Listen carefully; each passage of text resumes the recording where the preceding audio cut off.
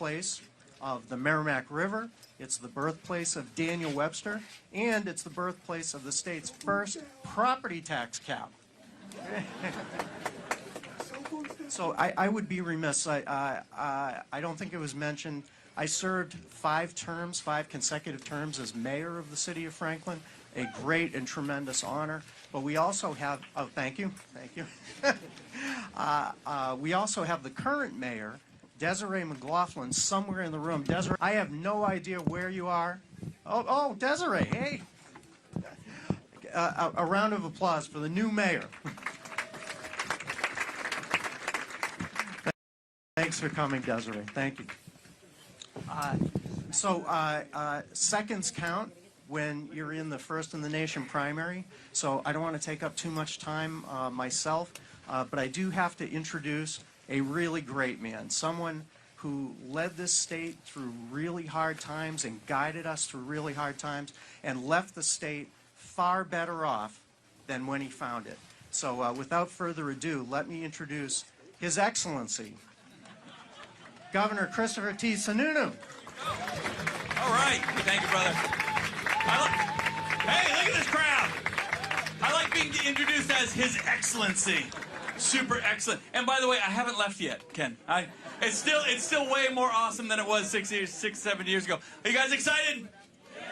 This is the energy. There's a reason where everywhere Nikki Haley goes, she's packing rooms, she's bringing in new voters. We're going to have record turnout tomorrow. I promise good weather for Franklin. I've put in a lot of political chits in that. Look, this is it. 24 hours to go. All the momentum is at Nikki Haley's back. All the new voters are coming in. Everyone's getting excited. Last night in Exeter, I got to tell you, 1,200 people. The energy was through the roof. It was unbelievable. You haven't seen anything like this in a long time. It's real. It is palpable. The other guy was in Rochester with like 300 people. Barely could fill the room. Yesterday's news. Sorry, man. I appreciate it. Look, a lot of us supported former President Trump at 16 and 20, but that is not the future, right? This is New Hampshire. We always look to the future. We always look to the next opportunity, the next big idea, and Nikki Haley brings that experience. She brings her experience as a governor, and I love governors. Lord knows. We get stuff done. We believe in accountability. We hold others accountable. We believe in standards. And the biggest thing with Nikki is she's a winner. She wins. She allows us to win. Do you know the polls show, look, New Hampshire hasn't gone red for a presidential candidate in over 20 years. And Trump loses to Joe Biden in New Hampshire. Nikki crushes Joe Biden in New Hampshire. And Republicans can get this, again, get our state red again. She brings all the swing states. She wins the governorships for us and the congressional seats, which we have to win, and we haven't been winning very, very often lately with Trump as the standard bearer. I want winners. I'm tired of losers, and we can get winners here. But it all happens, and it starts right here in New Hampshire. The rest of the country's watching. They're watching what we do. Are we going to go with yesterday's news, or are we going to show a new vision for this country and galvanize everybody together? It's exciting. You got to get the vote out, right? And I tell everybody, you and your friends and your neighbors and your coworkers. And by the way, why aren't you working? It's Monday morning. No. But when you get back to work, right? When you get back to work, you got to talk to folks. You got to get them out to vote. Don't sit on the sidelines and wait for everything to fix itself. The voters decide, not the media, not Chris Sununu, not even Nikki Haley. It's only the voters that decide who our leadership is going to be. Drive the vote out. You know that weird uncle you haven't talked to in a while?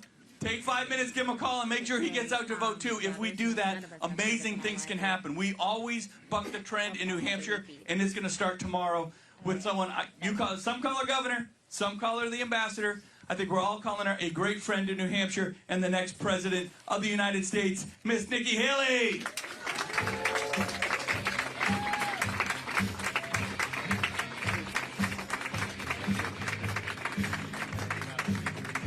Thank you so much. How cool is Chris Sununu? Give it up for him.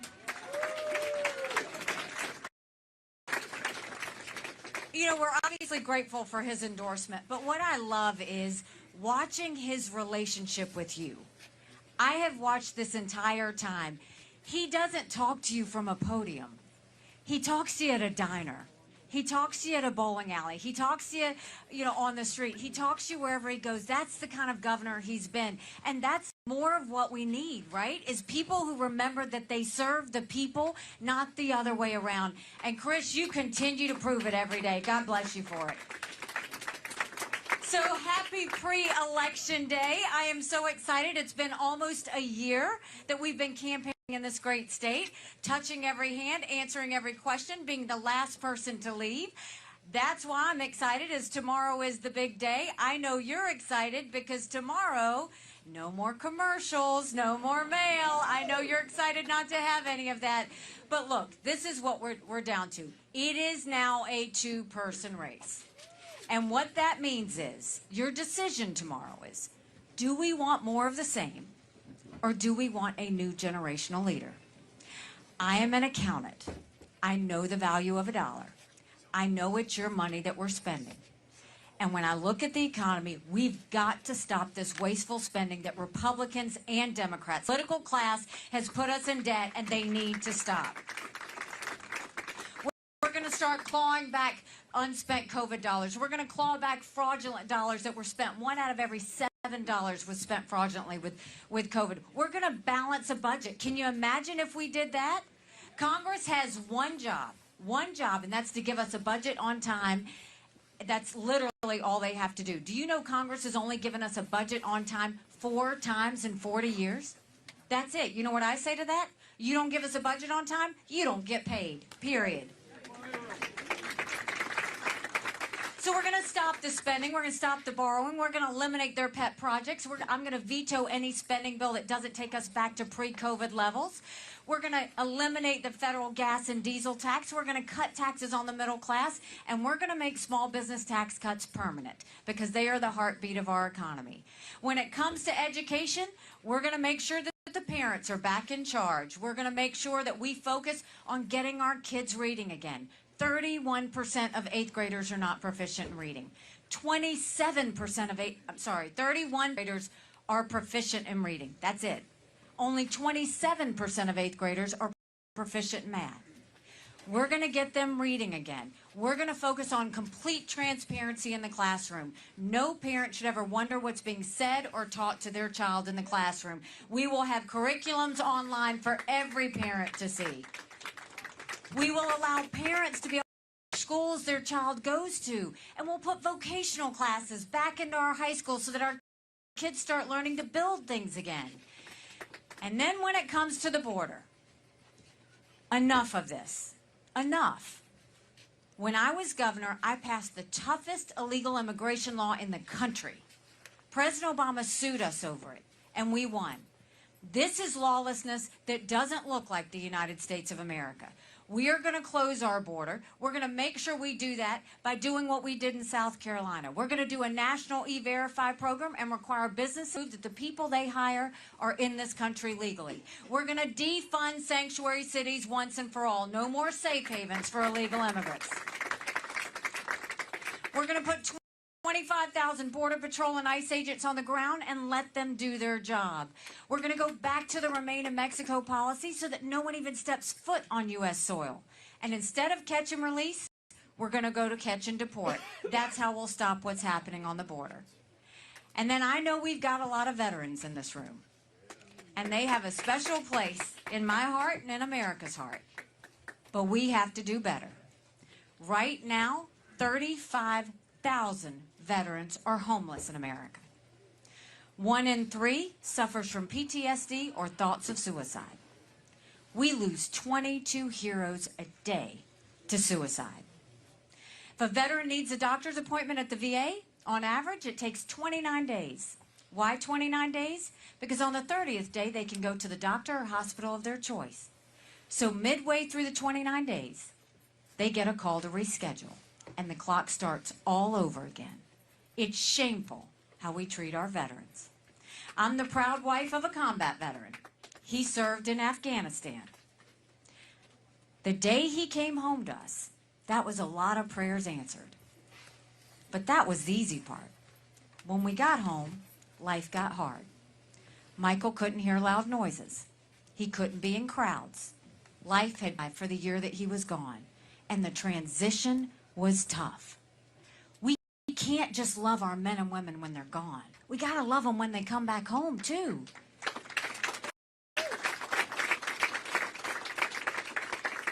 So we won't just do the 2-week transition. We'll take care of them for the long haul. We'll do telehealth so they get the mental health care they need right when they need it. We'll let them go to the doctor or hospital of their choice. They've earned that right. And I think the way we deal with VA health care, I think every member of Congress should have to get their health care from the VA. And you watch how fast that gets fixed. And we knew at the United Nations there were 2 things Russia, China, and Iran never wanted us to have. They never wanted us to have a strong military, and they never wanted us to be independent. We won't be energy independent. We will be energy dominant. We will get the EPA out of the way. We will speed up our permitting. We will open up our pipelines, including the Keystone Pipeline. Export as much liquefied natural gas as we can. We'll do nuclear power. We will do an all-of-the-above energy approach, and we will make sure that we turn our energy industry into an economic power. That will get inflation down, and that will build up our economy.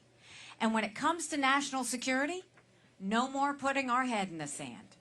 No more waiting and being reactionary. UN countries what America was for and what America was against. I didn't care if they didn't like me, but I wanted them to respect America. We will focus on all of our enemies in a way that we will prevent war. We will focus on national security. We will keep Americans safe. And you do that because we will have a strong military. Strong militaries don't start wars. Strong militaries prevent wars. And as we go further, we're going to give everybody an America that they can be proud of. Now, I have seen all the commercials that you've seen. And I've seen the mail that you've been reading.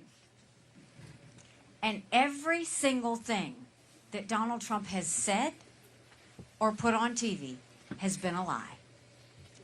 Check with the fact checkers. Every single thing. He says, I want to cut Social Security and raise the retirement age. I never once said that. Not once. If anything, we're going to make it solvent so that no one lives in fear. He said that I don't want to have a border wall. I never said that. I said you can't just do a border wall. Do all these other things that are going to stop what's happening at the border. He says that I love war. Quite the contrary. You don't have a husband that's in the military and love war. You are obsessed with preventing war. That's what happens when you do that.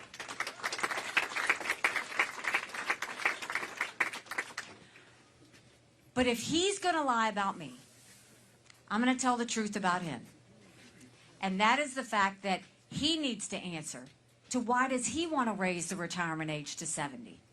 Why, as president in 2018, did he propose a 25-cent per gallon gas tax increase on all of us? Why didn't he do anything to take care of the fentanyl flow in China? And everybody economy that Trump gave us and how good it was. And it was. But at what cost? He put us $8 trillion in debt in 4 years. Our kids are never going to forgive us for letting that happen. So let's talk about the truth. When you go out on Tuesday, you're going to decide, do you want more of the same or do you want something new? Now, I always speak in hard truths. I voted for Donald Trump twice. I was proud to serve America in his administration. But rightly or wrongly, chaos follows. Y'all know I'm right. Chaos follows him. And we can't have a country in disarray and a world on fire and go through 4 more years of chaos. We won't survive it. And more than that, 70% of Americans have said they don't want a Trump-Biden rematch. The majority of Americans disapprove of Trump and Biden. And look at what they're doing. When you hear Trump speak, what's he talking about? Grievances? The past? He's talking about vendettas? Today he's in court? Biden's talking about investigations? Neither one of them is talking about the future. I'm doing this because I don't want my kids to live this way. And more than that, you're voting tomorrow in a primary. We got to think about a general election. Because let me tell you, look at any one of those polls, head to head. Trump and Biden are in a dead heat. I'm going to remind you, a vote for Joe Biden is a vote for Kamala Harris. We do not want to ever have a President Kamala Harris. And when you look at those polls, Biden and Trump, dead heat, we're going to be holding our breath. I am in every one of those same general election polls. I defeat Biden by up to 17 points. Do you know what that means for the presidency? That's us getting things back on track in the House, in the Senate, governorships, down to school board. But you win with a double-digit win going into D.C. You know what that is? That's a mandate to stop the wasteful spending and get our economy back on track. That's a mandate to get our kids reading again and go back to the basics in education. That's a mandate to secure our border with no more excuses. That's a mandate for law and order in our country, and that's a mandate for a strong America that we can be proud of. Don't you want that?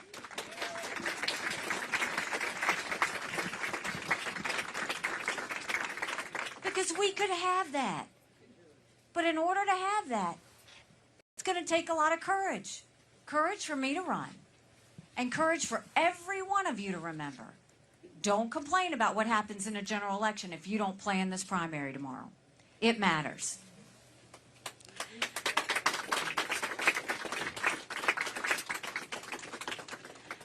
I have watched the political class line up with Donald Trump. I have fought the political class all my life. You won't see the political class with me in South Carolina.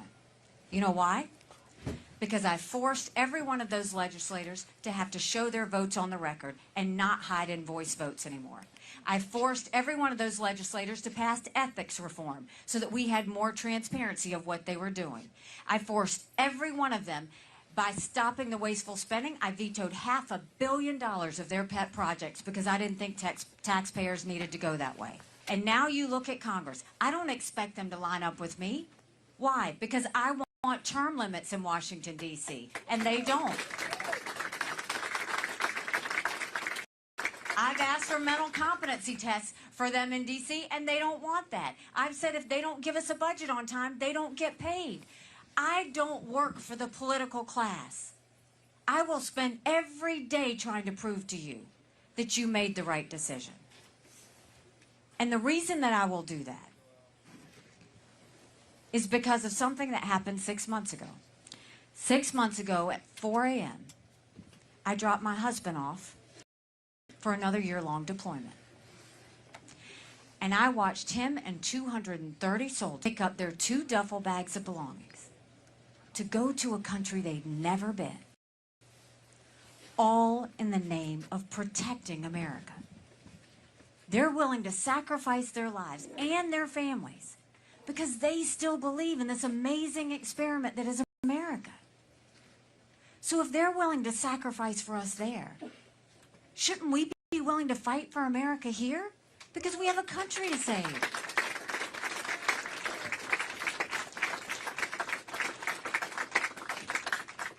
When I announced, someone asked me why I was doing this. And I said, you know, my parents came here 50 years ago to an America that was strong and proud and full of opportunities.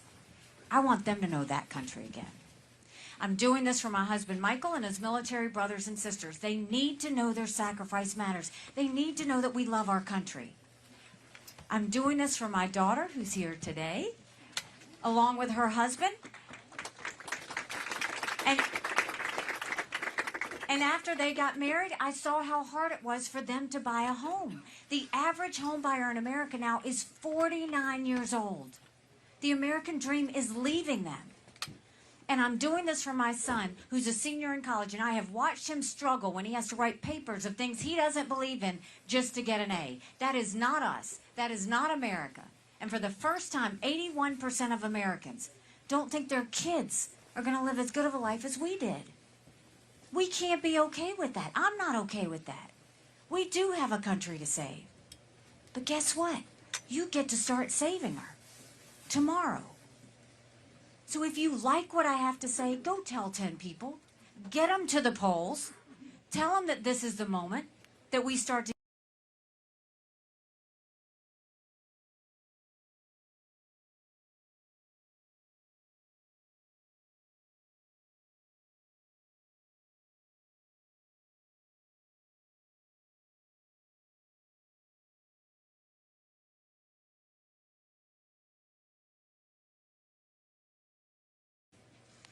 won 56,000 votes out of 3 million in Iowa.